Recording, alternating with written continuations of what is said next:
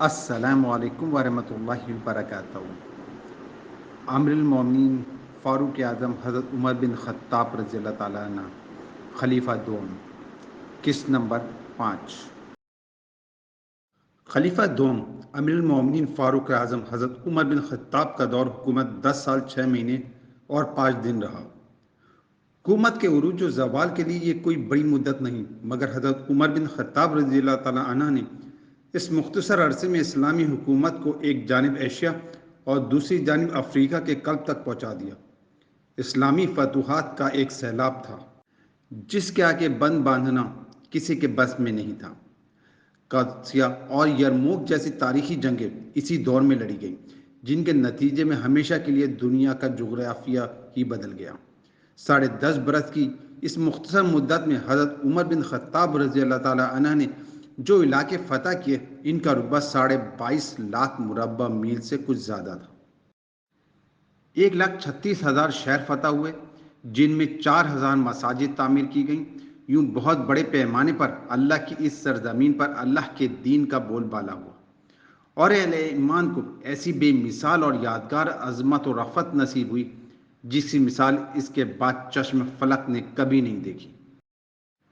اس قدر بے مثال فتوحات اور عظیم و عالیشان کارناموں کے باوجود سادگی اور زہد و تقویٰ کا یہ عالم تھا کہ فرش خاک پر ہی لیٹتے، کسی پتھر کو اپنا تکیہ بنا لیتے، پیوند لگے ہوئے کپڑے پہنتے، اکثر کسی سالن کے بغیر صرف زیتون کے تیل کے ساتھ ہی خشک روٹی کھا لیتے۔ زندگی ہر قسم کے کروفر، نمو نمائش اور ٹھاٹ باٹ سے خالی، مگر جلال ایسا کہ کوئی شہنشاہ بھی اس کے تاب نہ لا سکتا تھا۔ عبادت الہی میں اپنی مثال آپ تھے۔ خشیت الہی کا ہمیشہ غلبہ رہتا اور مزاج پر اکثر رقت طاری رہتی تھی۔ فتح بیت المقدس کے انتہائی یادگار اور تاریخی موقع پر جب مدینہ منور میں حضرت علی بن ابی طالب رضی اللہ تعالیٰ عنہ کو اپنا نائب مقرر کرنے کے بعد بیت المقدس کی جانب عازم سفر ہوئے، تو کیفیت یہ تھی کہ اس طویل سفر کے لیے بیت المال سے محض 1 اونٹ حاصل کیا گیا، جس پر وہ خود اور خادم باری باری سواری کرتے تھے۔ اس وقت روئے زمین کی دونوں طاقتور ترین سلطنتوں یعنی فارس اور روم کے مقابلے میں فتح و نصرت کے جھنڈے گاڑنے،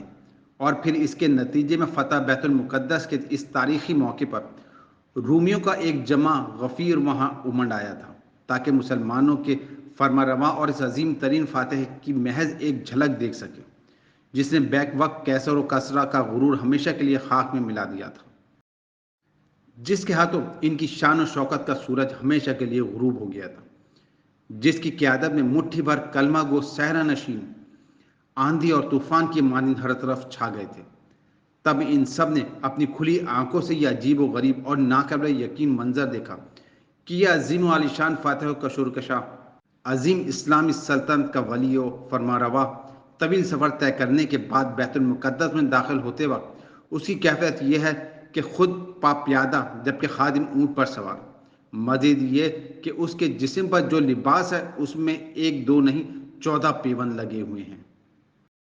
اور جب اس موقع پر کسی نے لباس تبدیل کرنے کا مشورہ دیا تھا، تب اس عظیم و فرمانروا نے آب زر سے لکھے جانے کے قابل ان تاریخی الفاظ میں مختصر اور 2 ٹوک جواب دیتے ہوئے یوں کہا تھا، ترجمہ: اللہ نے ہمیں جو عزت دی ہے وہ صرف اسلام کی بدولت دی ہے، اور بس۔